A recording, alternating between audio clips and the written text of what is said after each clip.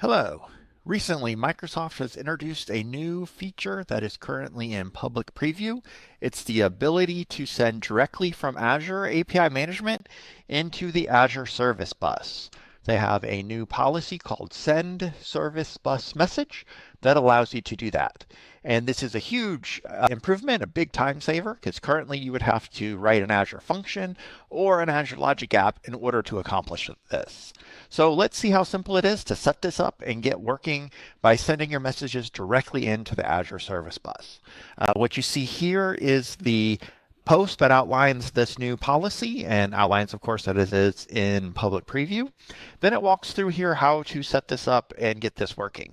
And I should point out this applies to Developer Basic, Standard, and Premium. It does not work in consumption. I don't know if that will change or if that will always be the case, but I have tried it. It does not work in consumption. I currently am running it in Basic V2, and I've had no problems with it whatsoever. So make sure you take note of where this applies to.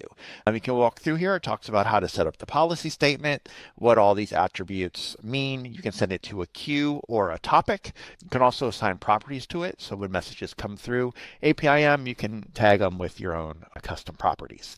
It walks through all the examples, different ways to do this, and everything you need to know to get up and running with this. So let's see this in action. One thing I should point out is that you do need to enable system or user managed identity for this to work. So let's walk through how to set this up and get up and running step by step. I'm going to start off in a Azure API Management instance that I have up and running. It's just for one of my demo sites. It is the basic V1 version. First thing I want to do is make sure that I have managed identity enabled. So I'm going to scroll down here under managed identities. And you do want to make sure that this is set to on. I'm going to use system assigned identities. And here's your object principal and everything you need to be set up here. Now, the first thing I'm going to do is jump over to my Azure Service Bus namespace. And here I'm going to make sure I assign the correct permissions to that user on my service bus queue. I'm going to do it on the queue itself. So here's my service bus. I want to go to queues. I just want to write to this new orders queue. So I'm going to dive right into there. And I'm going to come over here and go to access control. I'm going to do add role assignment and search for service bus. I need to add the service bus data sender role. I'm going to go next.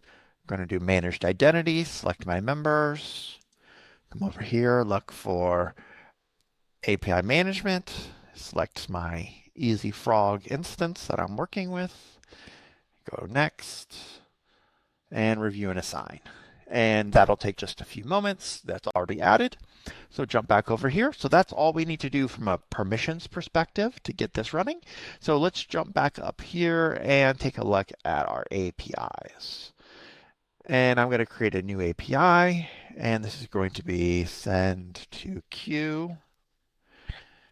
Send to queue. Going to go ahead and create that. Going to add a new operation. Here, I'm just going to say new order. Going to make it a post. And say new order. And then save that. And once this is set up, all I need to do is go to my inbound processing and do add policy. I'm going to do other policy. And here I can simply paste in the policy that I want to set up here. So I'm going to paste that here. And what this is doing here is I've set up send service bus message policy, writing to the queue name of new orders in my service bus namespace here. And I'm going to set a property called source and just call it APIM just for demo purposes. And I'm using the default payload of whatever is passed in as a string, and going to go ahead and just return a response of 201 created once that is successfully completed. So I'm going to go ahead and save this.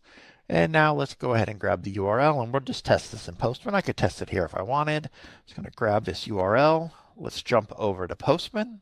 Okay, now in Postman, I'm going to go ahead and paste that URL here. Okay, let's go ahead and test this. And just like that, sure enough, 201 created. Now, one thing I should note is I did also disable my subscription key, so I didn't have to set a subscription key on that. I kind of skipped that step. I didn't show you that, but subscriptions key was disabled. If you do get an error here that says subscription key, then you forgot to disable it or you didn't set it. So just to point that out, test order. Now let's jump over to our service bus. Now I'm back in my service bus namespace. Let's go to Service Bus Explorer. And let's do peak mode. Let's do receive mode, actually. Receive messages. I have two messages in my queue, I have two messages in my queue, so let's receive them both.